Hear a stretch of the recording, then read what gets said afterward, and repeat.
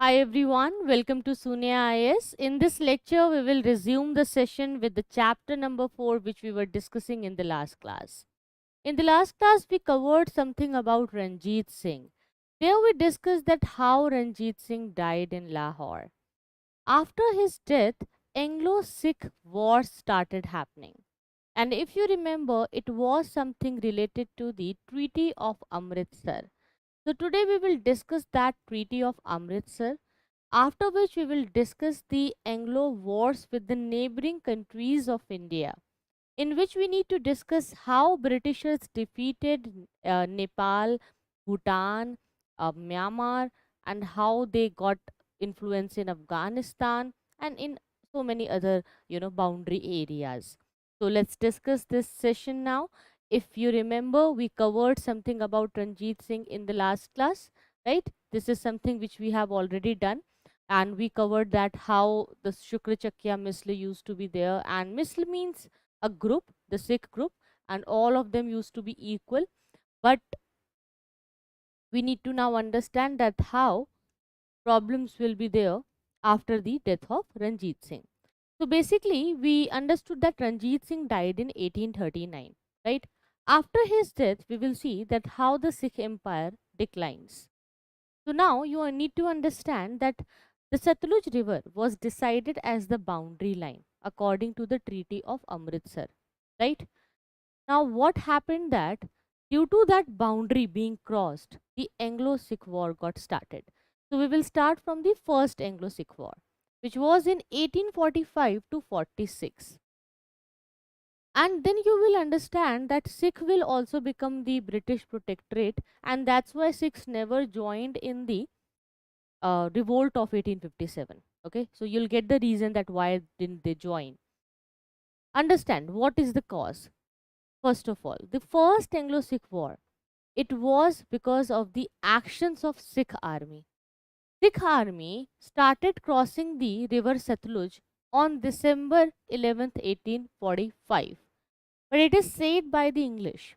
In reality, what was happening that EIC started increasing the number of troops on the boundary line, and also they started interfering in the Lahore kingdom, and that's why Sikhs were afraid of any intervention by English East India Company. There was an anarchy in Lahore kingdom after the death of Ranjit Singh, okay, and that's why there was a power struggle, okay, for what? To get the domination. It was a struggle between the court at Lahore and even the powerful, increasingly local army. Army was also not in discipline here. So there was a lot of suspicion, and these suspicions amongst the Sikh army arising from the English military campaigns to achieve the annexation of Gwalior, Sindh in 1841, and the campaign in Afghanistan in 1842. If you remember, by that time, English East India Company already captured the part of Marathas. And if you understand, it is very near to the area of Malwa in Gujarat. So now that's why all the northwestern rulers, kingdoms, they got afraid that maybe we are the next target, right? After Bengal, Mysore, and Maratha, these EIC people, these soldiers can reach to us any time, at any moment. So there was this fear, right? And you will see that there was an increase in the number of English troops, as I have already discussed with you. If somebody is increasing the troops, that means that they are planning for a war. The troops being stationed near the border with the Lahore kingdom was increasing, and that's why the first Anglo-Sikh war started. In this particular war, we will see that Sikhs will lose the war, and we know that how Europeans used to have the army and control. They had a great level of confidence because they already achieved a lot in Marathas war. So now they defeated Sikhs and they imposed a very humiliating treaty on them. The war indemnity was so high that Sikhs were not able to give it. Now Britishers were saying that you only crossed the river, You came to my territory, you started the war, so now you need to pay the war indemnity. I don't know. Otherwise, I'll just capture your Sikh empire. So Sikhs gave Kashmir just to repay the amount of war indemnity. So this is the dispute of Kashmir here, which you need to understand. Let's understand the problem. The problem is that there was the war indemnity which was more than 1 crore rupees, and it was to be given to English by Sikhs, because Sikhs got defeated in the first Anglo-Sikh war. So then the treaty was signed, which is known as the Treaty of Lahore. It was signed on 8th March 1846. In this Treaty of Lahore, the Jalandhar Doab area, which was a very fertile region between the Beas and Satluj River, it was annexed to the company's dominion now. So EIC got a very fertile area in Punjab. And there was a British resident which was to be established at Lahore to spy and control things internally. And this resident was under Henry Lawrence. Henry Lawrence is a very important person. He will take the command of governance also later. The strength of the Sikh army was reduced in the EIC. Dalip Singh was recognized as the ruler. Okay, Dalip Singh was the lineal descendant, and that's why he was recognized as the ruler under Rani Jindan as regent and Lal Singh as Wazir. Wazir means prime minister. Okay, so these people, they became ruler, but now you will see that they had no powers. Okay, they had no powers, they had no resources, the army was reduced, they had nothing. Since the Sikhs were not able to pay the entire war indemnity, Kashmir, including Jammu, was sold to Gulab Singh, and he was required to pay rupees 75 lakh rupees, 75 lakh to EIC, to the company, as the price. So to have this purchasing done, they signed a separate treaty. This Treaty of Bhairovwal was signed to take this Kashmir. So now you see the problem of Kashmir, right? In 1819, I hope you remember, I told you that the date is very easy to remember. In 1819, the Kashmir was, it was something which became a very important position, right? Raja Ranjit Singh got Kashmir in 1819. And after this, it was a part of Sikh Empire.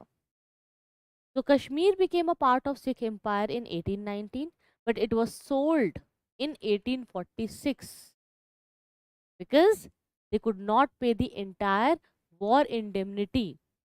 They had no money. So they required to pay rupees 75 lakh rupees, right? 75 lakh. And this much of amount was given by Gulab Singh once he got Kashmir from the Sikhs. I hope you got the point. Yes, good evening Devesh, Naveen. I hope you guys are doing great.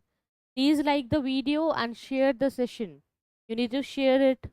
I want more and more live audience to join. Okay. Now understand. The transfer of Kashmir to Gulab Singh, it was formalized by a separate treaty, as I just discussed with you. It was the Treaty of Bhairovwal. Okay, it was in 1846. The Treaty of Bhairovwal. So, according to the provision of this treaty, Rani Jindan was removed as a regent, and Council of Regency for Punjab was set up. Now they decided that no, we will not have Rani Jindan, we will have a council. EIC decided that the council should be there in Punjab. The council consisted of 8 Sikh Sardars, and they were presided over by the English resident Henry Lawrence, who is to spy on them, to interfere in the internal matters. Now, Henry Lawrence, with these 8 Sikh Sardars, started taking care of the Sikh area. But Sikhs were not happy because of that humiliating treaty, the loss of Kashmir, loss of money, soldiers, and everything. So, due to that humiliation, they started the war again. which is known as the Second Anglo-Sikh War, in which again Sikhs got defeated. Okay, again they will be defeated. So Second Anglo-Sikh War from 1848 to 49.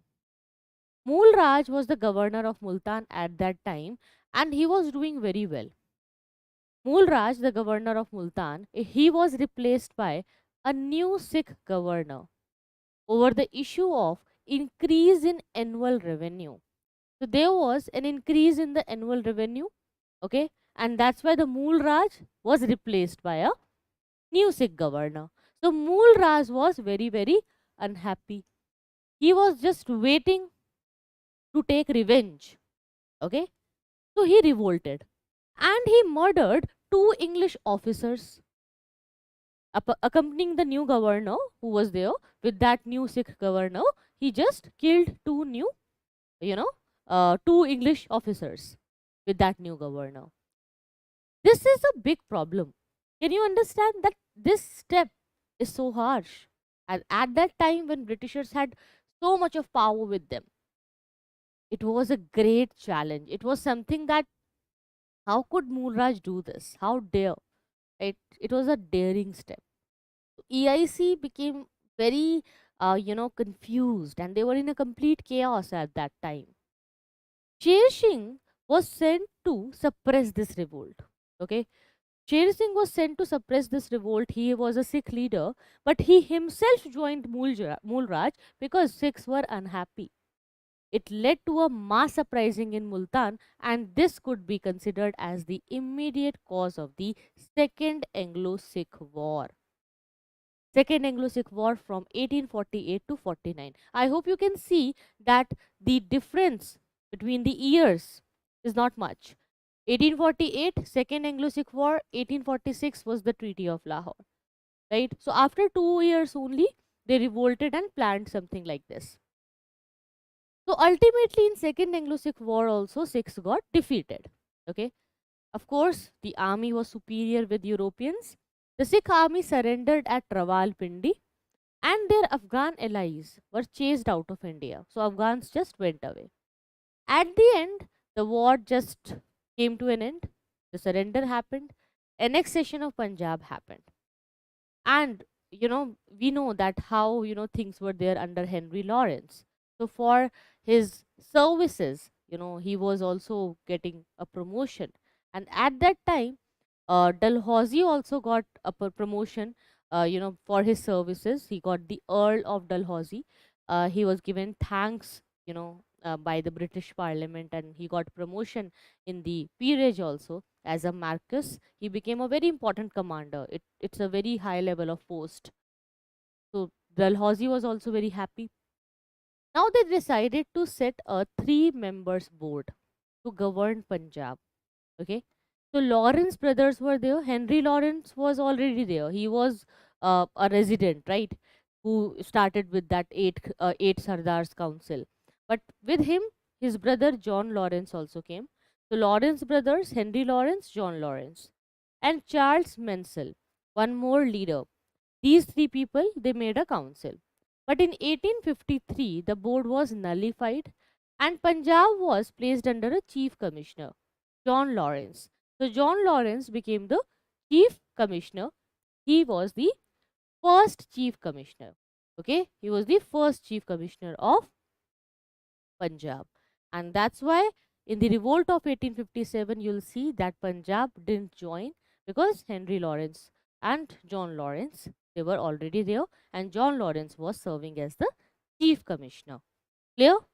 I hope you got the point, right? Yes. So in case you have any doubts, please let me know. Now we have completed everything about the Indian kingdoms and Indian wars. Now let's go out of the India and let's look at the boundary territories. So we will start from the Anglo-Bhutanese war. So you know that the Bhutan is a very important nation today for us, and we have a very good friendly relation with Bhutan. If you look at the map of India, Bhutan is here, right? This is Bhutan. If we can just expand it, you can see Bhutan is here. This was the Tibet area, which was under the China, which came under the rule of China later. And here you can see Chumbi Valley. I just want you to remember this Chumbi Valley. It's a very, very important location. Look at the location of Chumbi Valley. And here we had Sikkim. This is the Siliguri corridor, which is also known as the Chicken Neck, right? Very important corridor which connects us with the northeast. Here we had Nepal. This is West Bengal. West Bengal, which became the part of Bangladesh later. Sorry, East Bengal, which became the part of Bangladesh later. But we will understand the clash of West Bengal and East Bengal. So, West Bengal is in India and East Bengal in Bangladesh. So, it happened after Lord Curzon divided Bengal in two parts, right? So East and West Bengal got divided, and it all happened in 1905. So we will discuss it later, and there you will see the divide and rule policy, because Bengal was the epicenter of nationalism. So they just decided to divide the Bengal on the name of administrative convenience, right? So we will come to it in 1905, but understand that Bangladesh was a part of India only. It was considered as East Bengal, but it was the part of India at that time when these wars were going on. Now, in this area, the Bhutani area, it is a part of a very fertile Himalayan area, forest soils and timber, a good quality of wood, a good quality of forest resources used to be there. So here, the desire of British imperialists to consolidate their administrative and political power in this region was there. And why this desire came? This desire came because of the resources, forest resources, Himalayan resources, and a very strategic location. Very, very strategic location, right? So now they wanted to have some power in this area, which led to the conflict with so many other countries in the neighboring India also, like in Nepal also they had conflict. So how it got started? The Britishers, when they reached northeast, then they started looking on Nepal, Bhutan, Tibet, and Burma. Then this picture came in their mind. So it started with 1816, when English East India Company occupied Assam. Okay, so when they reached Assam in 1816, now they became, they came in a very close contacts with the mountain state of Bhutan, and they understood that this is a very resourceful region. So in 1865, the Bhutanese were forced to surrender, and Bhutanese could not do anything at that time because they had no, uh, you know, high level of army and military skills to, uh, you know, somehow outpower Europeans, and they were just unwillingly doing this particular surrender. So they were forced to surrender. They tried, but they could not fight. And it was the surrendered district which became a very productive area with tea garden. And their Britishers started tea plantations, and they got a lot of profit from this area, and they utilized the resources. But in Bhutan, you see, the situation is not very bad. Later on, things got very much easy and understandable. But in Nepal, you will see that there was a complexity. Look at this map. Here, you see, this is the map of Nepal. Okay. And this gray area which you see is very, very important. This area of Sikkim and this gray area of Kumaon, Garhwal, Dehradun, Kangra, all these areas important. Now look at this area.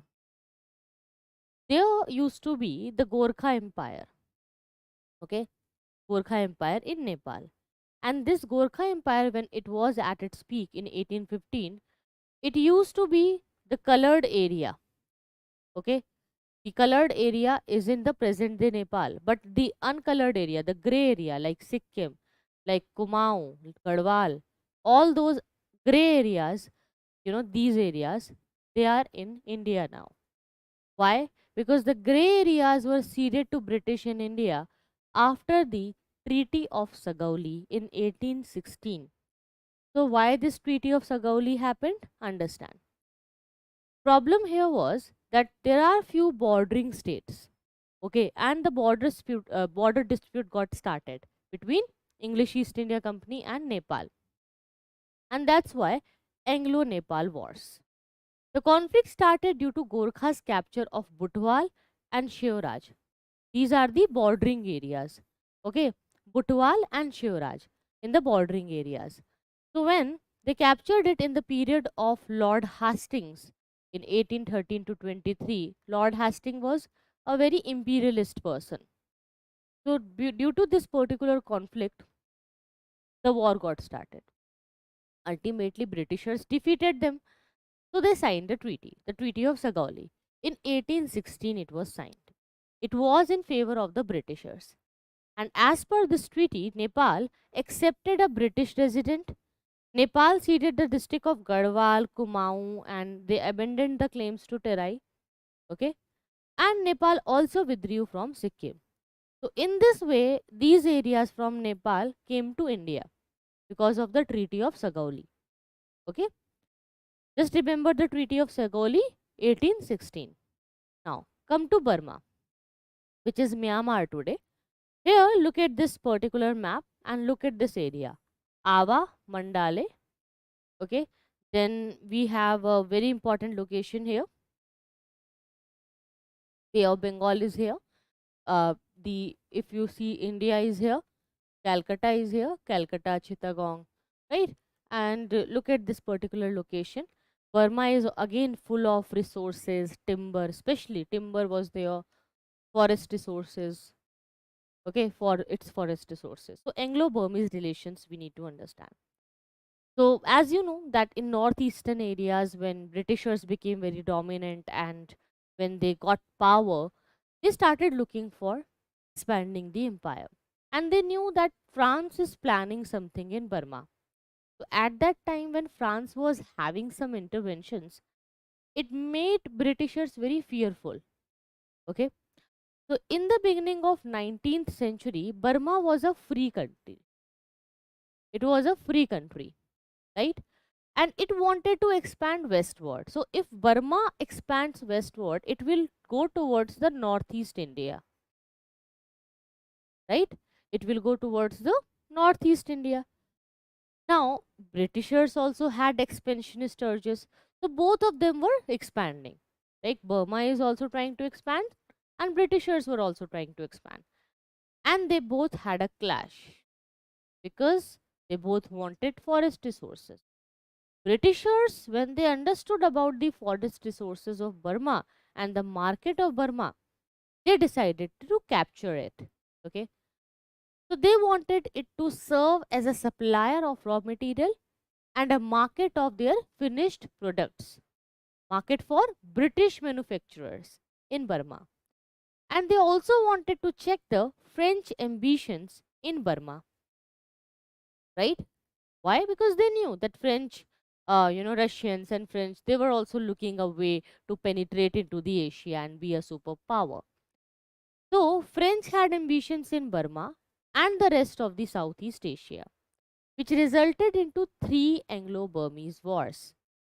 So, we need to cover 3 Anglo-Burmese wars. Okay?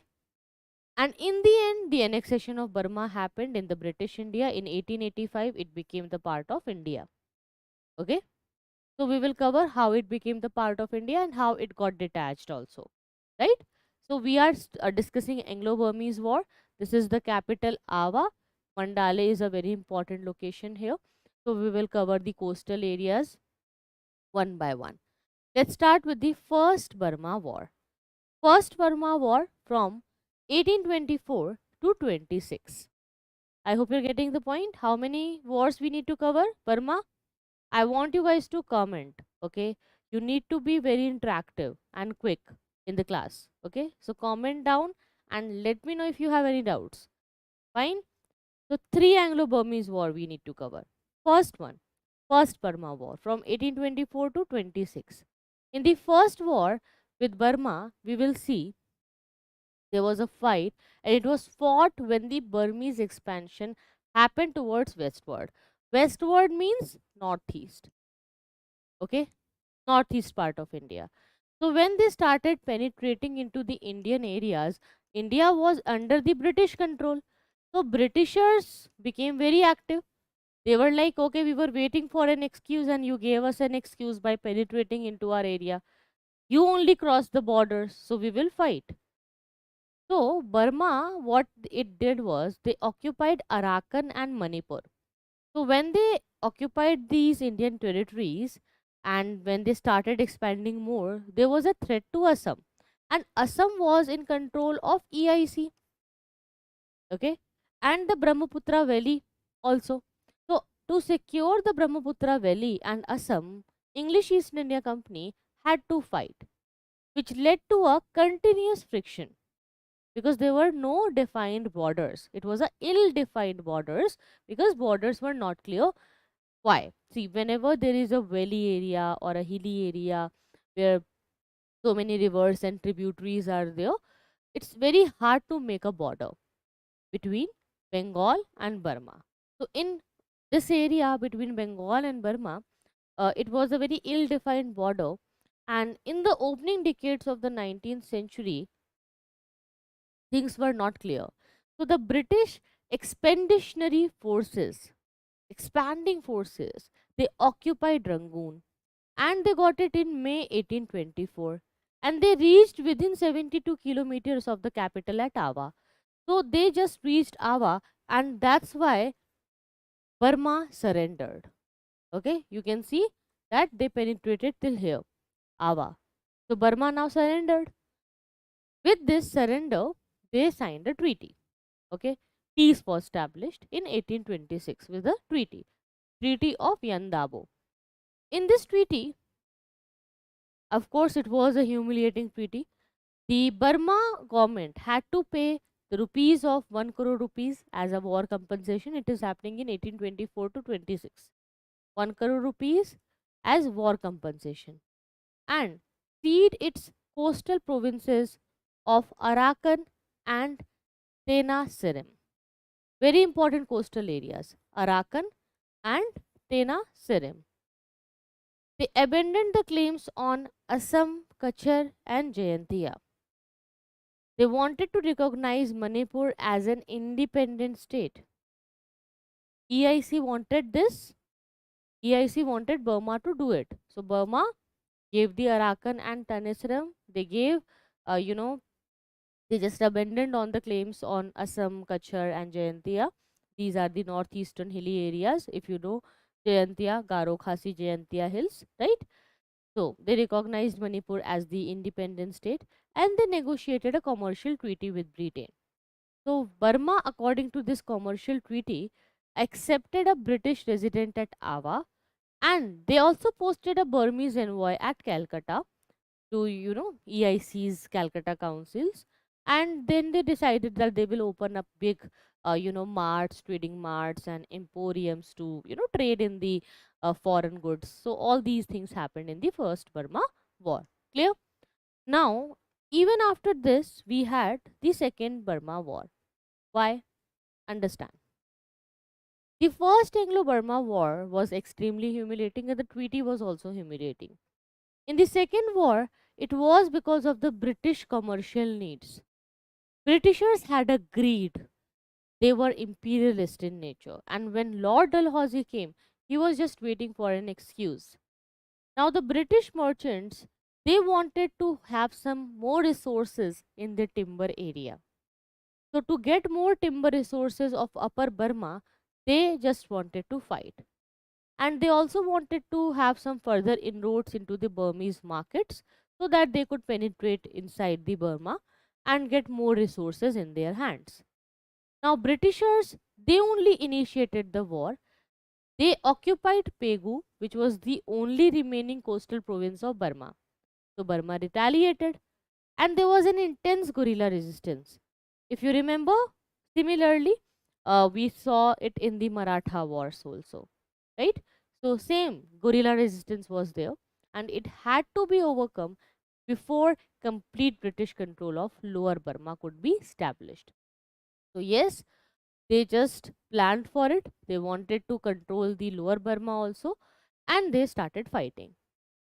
Because of this Pegu penetration, the second war happened. Somehow Britishers decided to manage it and end it in a very peaceful way. But again the third Burma War happened. It happened in 1885. Why? Because East India Company was losing the trade and commercial interests because of the king of Burma. After the death of Burmese king Bhindan, his son Thibaw succeeded the throne. And Thibaw never liked East India Company.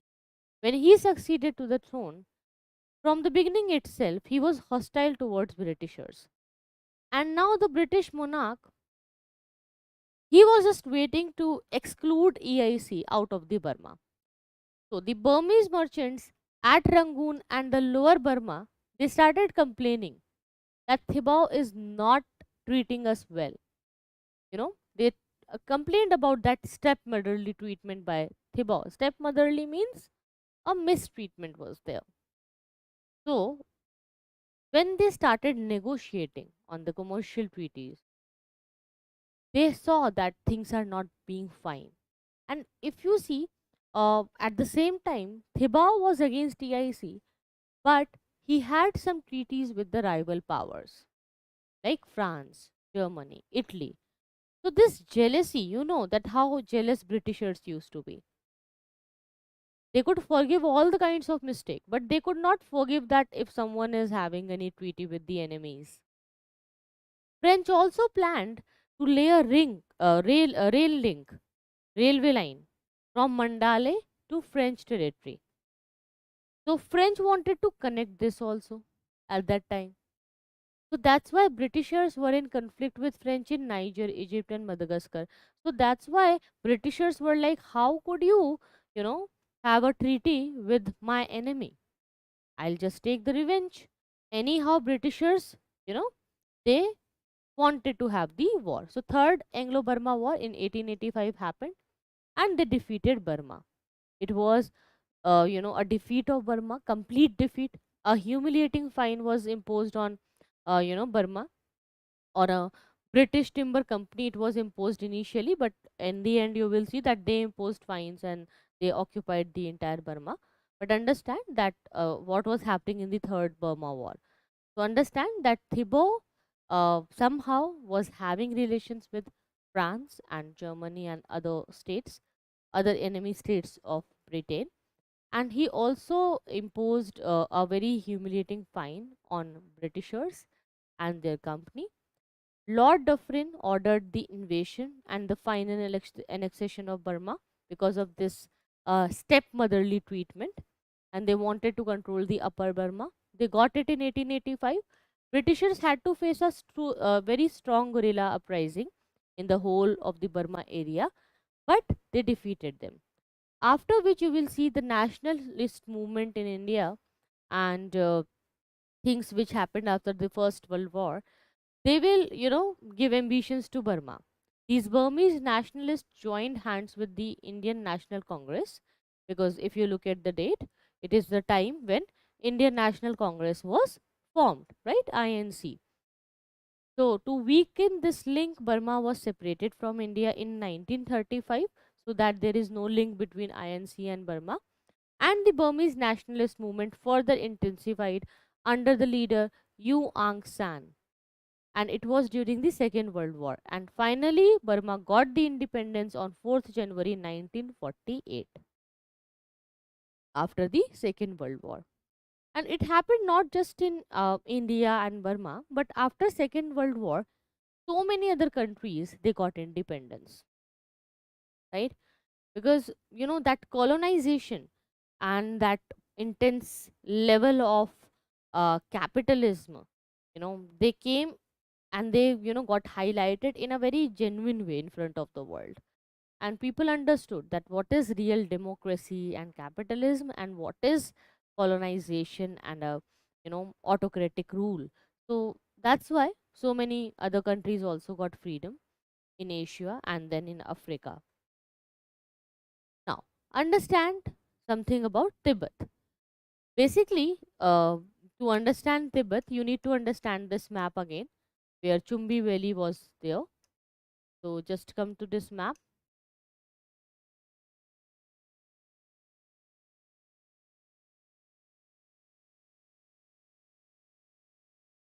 here. Please look at this map. To understand the part of Tibet, we need to cover it. Here you can see Tibet, and this is Chumbi Valley. Okay, so Tibet is connected with Chumbi Valley. Anglo-Tibet wars are connected with Chumbi Valley, where in the end you will see that nothing got in the hands of Britishers. They will just open few trading marts in Tibet, and China will only gain everything in the end. Okay, ultimately who will win? China will win. Fine. Okay, so let's understand what is happening. Basically, in this particular area of Tibet, China was always influential. Chinese used to claim that they had an ancient Chinese dynasty here and Chinese culture was always present. That's why they had claims on Tibet. Now, Tibet was ruled by a theocracy. Theocracy means when religious leaders, they also handle the political powers. Okay, so political powers are under the hand of religious leader. Okay, so Tibet was ruled by theocracy of Buddhist monks, and the Chinese suzerainty over Tibet was ineffective. Why it was ineffective? Because Tibet was controlled by these theocratic Buddhist monks. But China wanted to control Tibet. At that time, Russian influence at Lhasa was increasing. Russia was penetrating inside the Tibet, and Russia was enemy of Britishers. Russians and Britishers, they were fighting, because if you see the European history, the world history, you'll see that all of them had a fight before the First World War. They all wanted dominance. Germany also wanted dominance. Britain, France, Russia, all of them, they had fight, competition among themselves. So Britishers never liked Russians or French to come inside or near the borders of India. So when Russian, they came in Lhasa, Britishers became very furious, and there were reports of Russian arms and ammunitions coming into Tibet. So Britishers, when they saw that arms and ammunitions are also coming, and when they saw that something is happening which is very wrong, at that time Lord Curzon was there, and Lord Curzon was a very strict viceroy. If you remember how he divided Bengal, so he felt alarmed, and he sent a small Gorkha regiment not to fight but to give a offer. Okay, to offer something.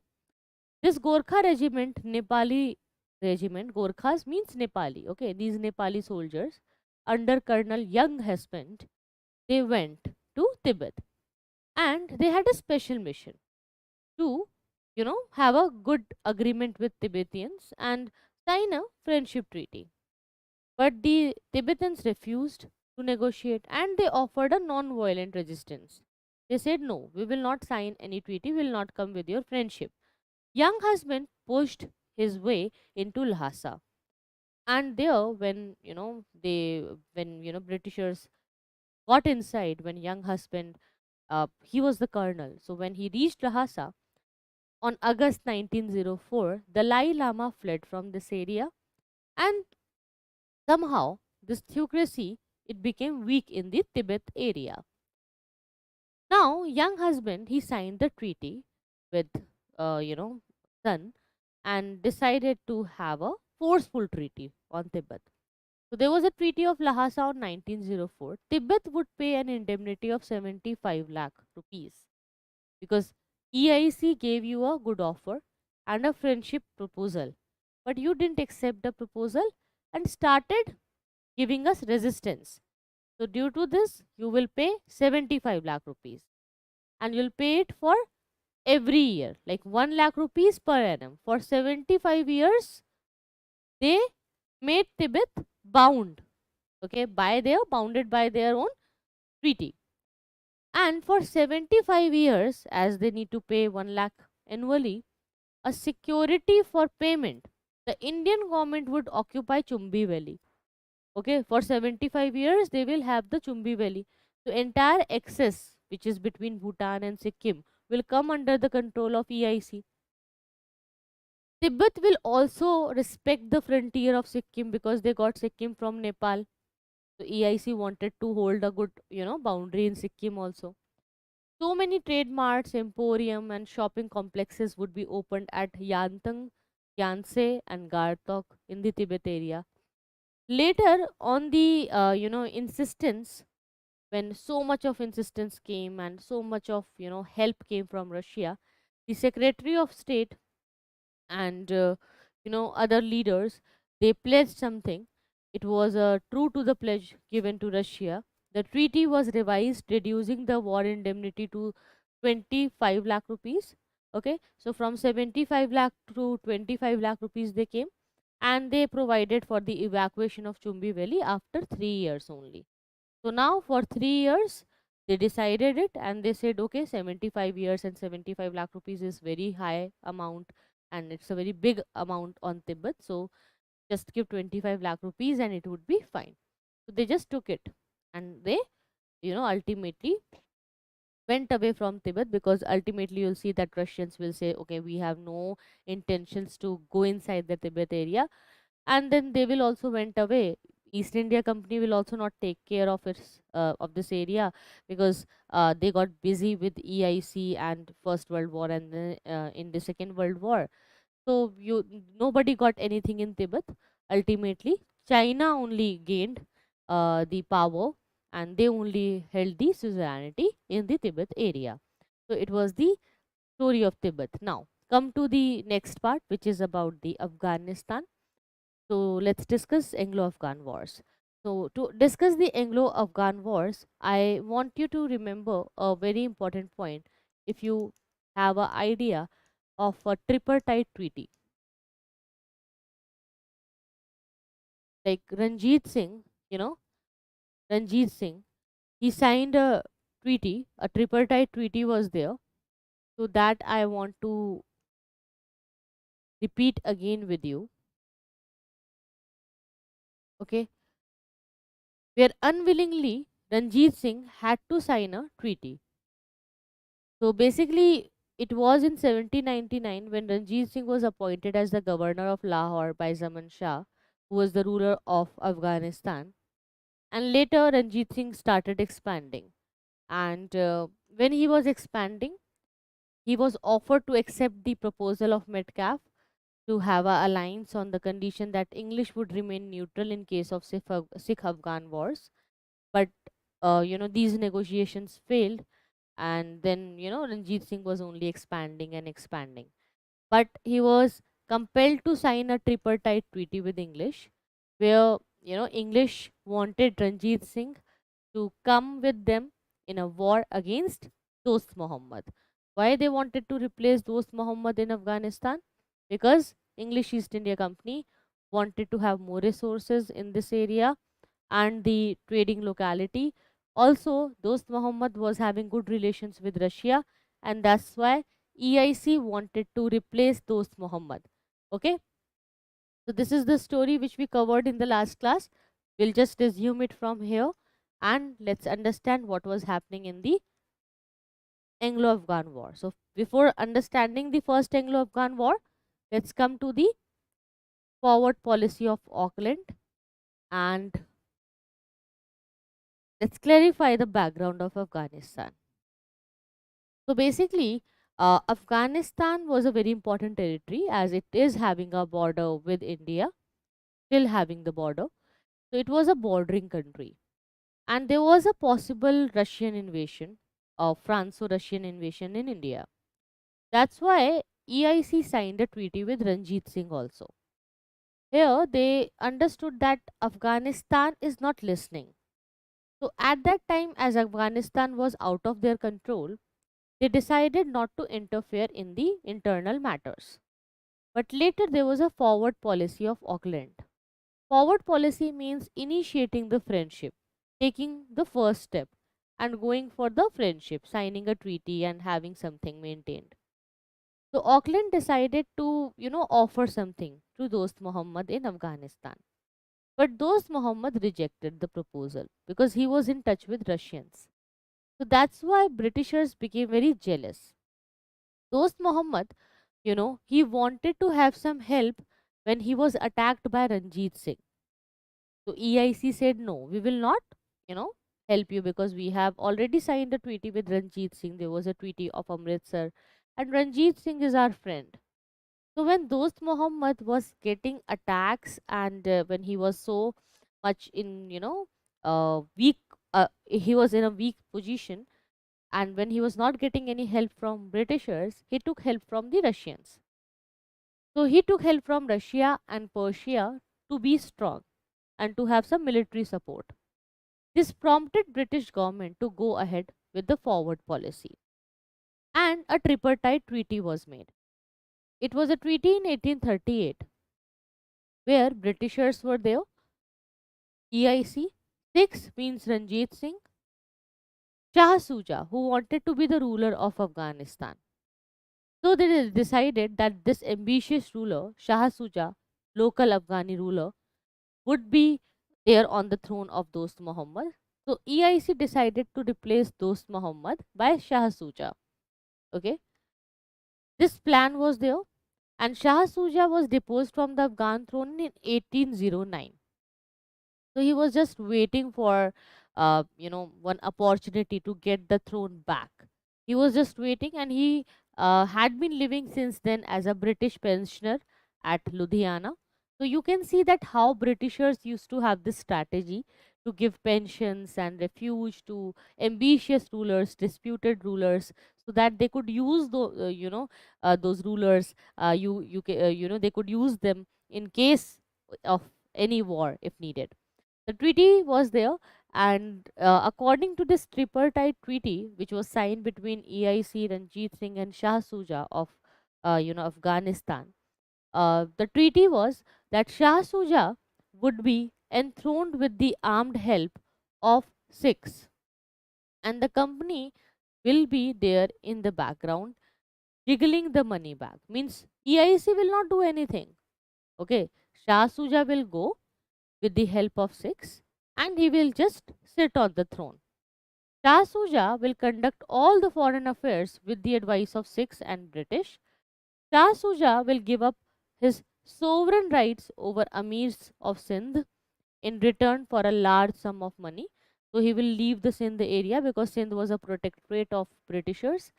Shah Suja recognized Sikh ruler Maharaja Ranjit Singh's claim over the Afghan territories on the right bank of River Indus. Whatever he could have got until that particular time, Ranjit Singh controlled all the claims. Now, Shah Suja is like a puppet ruler in the hands of EIC, in the hands of Britishers, right? So, here let's understand what will be there in the first Afghan war. EIC decided things with Shah Suja. They wanted to place Shah Suja on the throne. But people wanted Dost Muhammad.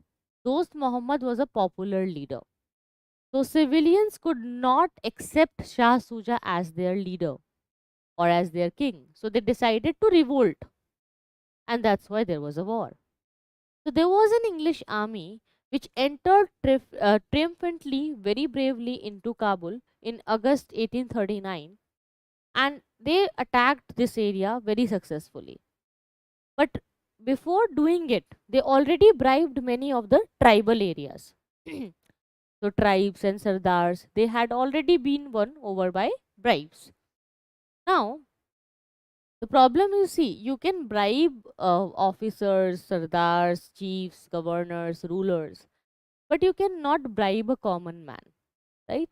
There were so many people in the Afghanistan, and they understood that something wrong is happening. Dost Muhammad was the leader, and they used to love Dost Muhammad. He was a real dost, he was a real friend of Afghanistani people. So Dost Muhammad surrendered when he saw that, this kind of army is coming, and he knew that he would be killed. So he just wanted to surrender peacefully, and he surrendered in 1840. Now Shah Suja was made the new Amir of Afghanistan, but he was unacceptable to the Afghans. People never accepted him as a ruler. They started revolting. So, as soon as the British withdrew after the army was gone, the Afghans rose into the rebellion. And they started this rebellion. They started killing the garrison commander in Kabul. They started killing many European officers. Okay. So Britishers, they saw that, these people, these common people, these civilians are, very much out of control. So that's why Britishers were compelled to sign a treaty. There was a treaty in 1841 with the Afghanistan chiefs in which they agreed to evacuate Afghanistan and restored Dost Muhammad. So EIC evacuated Afghanistan, they came out of Afghanistan, and they again placed Dost Muhammad on the throne. But under this new expedition, Britishers again tried. Okay, they again tried to get Kabul. They reoccupied Kabul in September 1842, next year. But they got a very good lesson here. They arrived at a settlement with Dost Muhammad, by which British evacuated from Kabul also and recognized him as the independent ruler of Afghanistan.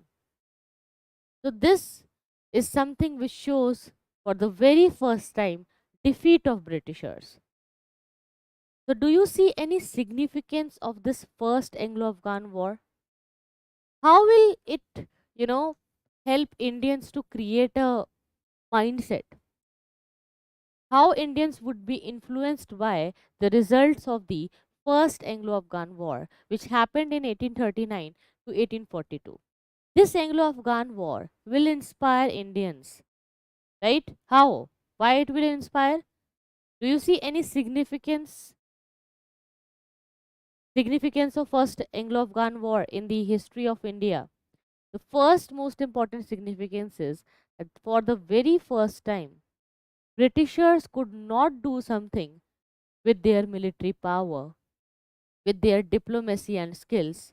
Even after following the ring and fence policy, they already had a power in Sindh, they already had a treaty with Raja Ranjit Singh, but still they could not get inside the Afghanistan. They had to accept Dost Muhammad. Why? Because people, Afghanistani people, Afghanistan के जो लोग हैं, वो दोस्त मोहम्मद को पसंद करते थे। और यहाँ से जो लोगों की पावर है, आम लोगों की जो शक्ति है, उसका पता चलता है।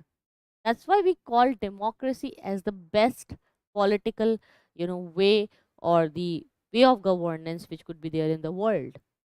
Why so many countries they follow democracy? Because अगर लोग ना चाहें तो उन पे कोई रूल नहीं कर सकता, जब तक लोग खुद ना चाहें, जब तक लोगों को एक्सेप्टेंस ना आए। That's why now people of India, Indians, they understood that we are getting ruled by Britishers. Indian resources, Indian land, Indian rivers, Indian wealth, markets, raw materials, everything, even Indian soldiers, all of them working for Britishers. Why? Profit is only in the hands of Britishers. So now people understood the power of civilians, the power of democracy, the power when people want something and they fight for it. So then they understood that we are Indians and we are so much in a big population, we can easily replace these white Europeans and we can do something against them. So this is a very big source of motivation for the revolt of 1857. The revolt of 1857 was inspired by, you know, these ideas like the first Anglo-Afghan war. I hope you are getting the point. Those of you who have not liked the lesson, please like it and share it, guys. Okay,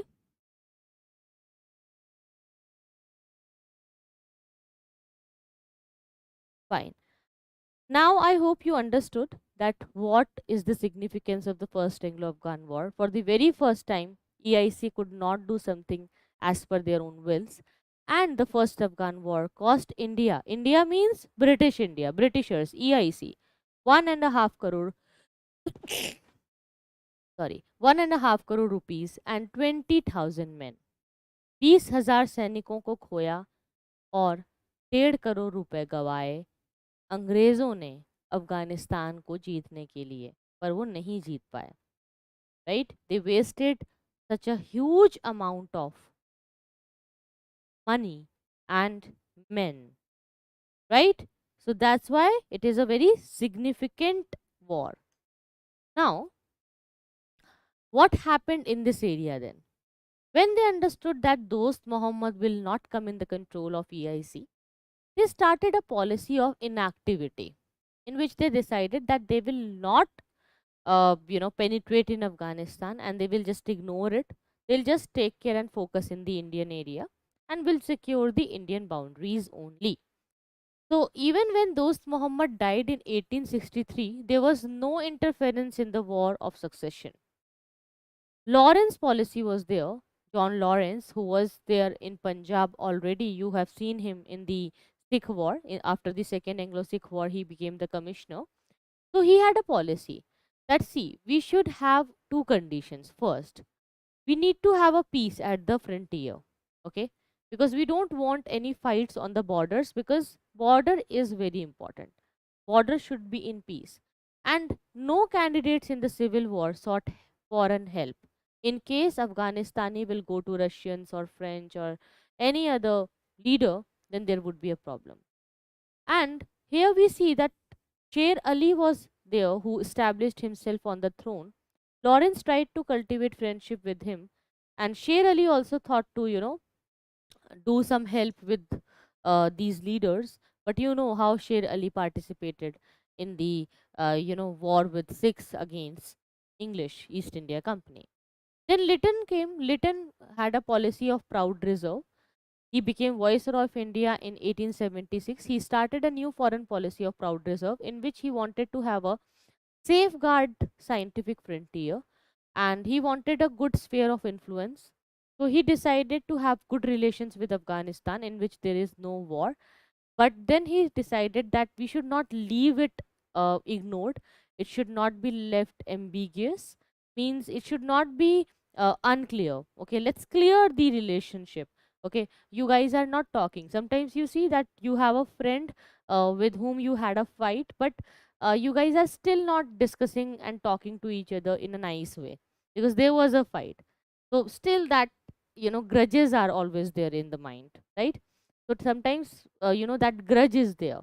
So it confuses you that if I should trust on this person or not. So that kind of past grudges were there between English East India Company and Afghanistan. So again, they tried to do something. Okay, so Lytton wanted to penetrate and, again have a secured area in Afghanistan. Because of his policy of proud reserve, Lytton, he just offered a favorable treaty to Sher Ali, the ruler of Afghanistan. Okay, the ruler of Afghanistan. Sher Ali was not happy with EIC. That's why Second Anglo-Afghan War happened. It was a very long war. It from 1870 to 80, we will see that for 10 years there would be a disturbance in Afghanistan. So basically, here what happened that Sher Ali wanted to have friendship with both Britishers and Russians, because Russia is also in the neighboring part of Afghanistan. Right? If Afghanistan is here, we have India here, we have Russia here. So Afghanistan wanted to have friendship with both the powerful neighbors, Russia and Britain. But Russia and Britain, they were enemies, right? They were fighting in Europe, they were fighting internationally, they used to have a competition in between. So they were competitors, they could not come together.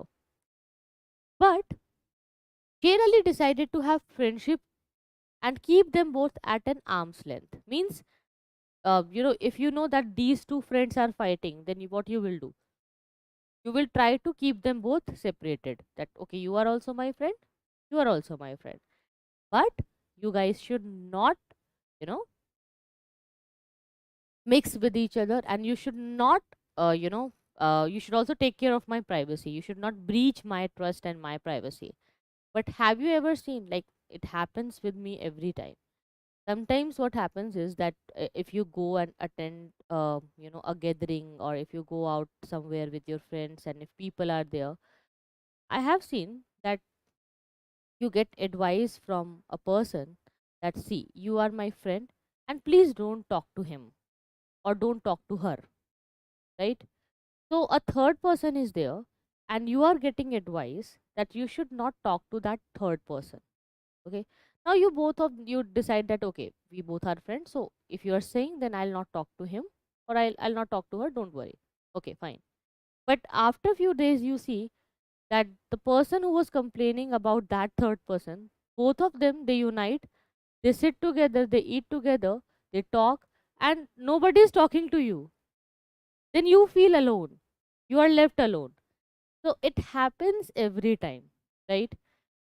Same was there with India. So many Indian, neighbors and neighboring countries and rulers, and princes, they saw that Britishers are fighting against Russia, against France, against so many other European nations.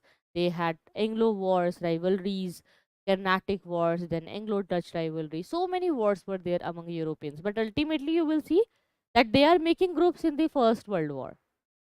Right? It will, it will surprise us. We Indians and other neighboring kingdoms, rulers, they will see that, oh, these guys used to fight and they were enemies, but now they are making groups in the First World War, and then in the Second World War again they made groups in a different way. So if you guys were so big enemies, and if you never wanted to see each other, you never wanted to see each other in India, in Afghanistan, then why you came together in the First and Second World War, right? This should be a question in the mind. Same is happening in this area. So later, Sher Ali refused to keep a British envoy in his area in Kabul, but he gave same grants and concessions to Russians. Means a Russian envoy was there in Kabul, but British envoy could not stay in Kabul. So Britishers became very unhappy that you are giving something to Russians, but you are denying same to Britishers. Why? If Russians can come to your area, then Britishers also come to your area. Now, here Lytton was very displeased. He was very unhappy when he saw that Russians are coming. So, he was just waiting for that Russian envoy to leave the area.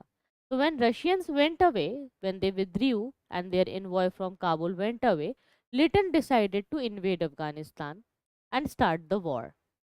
So, here when Lytton decided to invade Afghanistan, Sher Ali fled. Okay, he fled in the face of British invasion. He just went out of this area. So when Sher Ali was not there, so EIC decided to sign the treaty with the son of Sher Ali, because son is the next successor. Okay, so Treaty of Gandamak was signed in May 1879. It was signed with Yaqub Khan, the eldest son of Sher Ali. So Yaqub Khan and English East India Company signed this treaty, and then this Treaty of Gandamak was there. So let's see what was there in the Treaty of Gandamak. Treaty of Gandamak was in 1879, which happened after the Second Anglo-Afghan War. Here the Amir conduct his foreign policy with the advice of Government of India, means Britishers. Okay, so it was decided that the Amir of Afghanistan will do everything with the permission of East India Company, and a permanent British resident would be stationed at Kabul to spy and take care of internal matters. And the government of India will give Amir all the support against foreign aggression. Can you see this? It's like they are giving support not to the Amir but to the Britishers, because Britishers would only face that foreign aggression. If anything bad happens in Afghanistan, it will reflect in India only. If you want to come to Afghanistan, like to penetrate in the India, you can come from the Sindh and Afghani area, right? So they knew. So here you look at the point that they are showing that we are giving you something and helping you. Okay, we are so nice, but in reality, East India Company was so selfish. Okay, so here they are saying that we will give you support, but this support is not a support, right? It's a internal interference in the international policies of Afghanistan. They said that against every foreign aggression we will support you, and you just need to give us a annual subsidy. Okay, annual subsidy was decided here. Now this Treaty of Gandamak was there. Later on, Lord Ripon decided on a policy of keeping Afghanistan as a buffer state when he saw that Afghanistan is, getting a lot of ruthless behavior. After the First World War, we will see that, things will change. After Russian Revolution also in 1917, Afghans demanded their full independence. Habibullah, who succeeded Abdur Rahman in 1901, he was killed in 1919, and there was a new ruler, Amamullah, who declared an open war on Britishers. So there was a war, but Britishers, they tried to defeat Afghanistan, but Afghanistan was never in peace. Even today, you see, Afghanistan is always, having some problems, wars, and things going on. So peace came there in 1921 when Afghanistan recovered its independence, in foreign affair, and they decided to live with their own independence in a way, the way they wanted, with their own policies. So this was the story of Afghanistan. Now we have covered all the, uh, you know, neighboring countries of India. Uh, all the clashes, Anglo wars are done. Anglo wars in India and Anglo neighboring wars with other, countries, neighboring countries. It is covered. So now we need to discuss the rise of revolts and rebellions. So we have two important chapters remaining before we come to the real modern history. So see, basically the real modern Indian history starts after the rise of Indian National Congress, and the main Gandhian era is the most important part when Gandhiji will come and we will get independence, right? So that main part will be there. But before coming to it, we have two more topics remaining. First is the revolt of 1857. But before the revolt of 1857, we need to cover the people's resistance against the company rule before 1857 and after 1857. So there are few tribal and peasant revolts which we will do, civil uprisings that we will cover, and after it we have a topic of socio-religious reform movements, in which we need to cover a few leaders and a second phase of Renaissance in India, where Raja Ram Mohan Roy and different groups like associations would be there, Arya Samaj and so many other Samaj and things would be there. So these two things are there, and after this we will come to the part of Indian National Congress and the freedom struggle. So we will do this from the next week now, as it's Friday today, so I'll just end the session soon. And you need to just share this playlist with everyone. I want you guys to share it everywhere. If I'll get some time, I'll take a ask me anything session tomorrow, where we can discuss few doubts and revise everything whatever we have covered till now. I'll come live if I get time. I'll try. Okay, if I'll see if a schedule is there, we will just check the slots. If there would be the availability, then I'll be live, and then you can come to me with your doubts, and then we'll discuss it live tomorrow, right? So please let me know if there is anything you want to discuss today. There is one question by Sunil that, ma'am, study concentration tricks. You wanted to have some tricks, I think, concentrations के लिए. Sunil, I feel that the concentration comes when you solve questions. So after reading any of the topic, try to solve some PYQs or MCQs. So it will help you in a very good way, right? Very nicely. Go for it. Solve few questions, and you can have a Pomodoro app. If you know, there is a app Pomodoro. So what happens in a Pomodoro app? There is a tick tick sound. It helps you in concentration. Okay, so just take this app, download it. There are many Pomodoros app.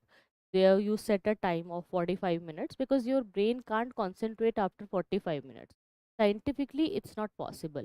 So you should concentrate only for 40 minutes. Okay, after 40 minutes take a 5-minute gap, 5-minute rest. You can just do some bungee jumping for 5 minutes, drink water, have a walk, listen to a music, or take a small nap. Just close your eyes and sit on the chair for 5 minutes. You can do a lot of things. Okay, you can do anulom vilom, or you can practice whatever you like. After 5 minutes, resume the study and study again for 40 minutes or 45 minutes. 40 minutes study, 5-minute gap. 40 minutes study, 5-minute gap. 40 minutes study, 5-minute gap. Like this you should study. And after studying for 2-3 hours, like combining these 40 minutes, once you see that 2-3 hours study was done, then you can take a big long break of 1 hour or 2 hour, and take a good rest, sleep for some time, have a walk, exercise, dance, painting, whatever you like, then come back to your study. So with breaks, the concentration will increase. So try to take more breaks nicely and in a very practical manner. Break doesn't mean that just flow the that don't break the flow of your study. Take break, but that break should be with the alarm, and that alarm will be by this app. Okay, just take this app.